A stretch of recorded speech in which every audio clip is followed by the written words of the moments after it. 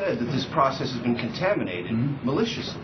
So why don't you let the public take a look at what you're describing? Major, I commented on a news report that reflected that an email that had been reported on was actually not accurately reported on.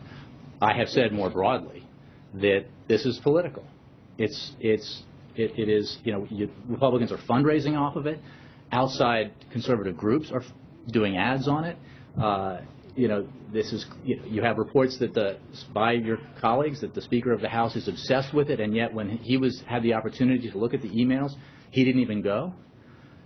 We know that the emails in question were provided to the relevant members of Congress of both parties, including the leadership, and at that time, even though they supposedly knew everything, they did not raise objections about them, and their concern about the emails with regards to the confirmation process for John Brennan were met, and the confirmation moved forward. So it is absolutely political.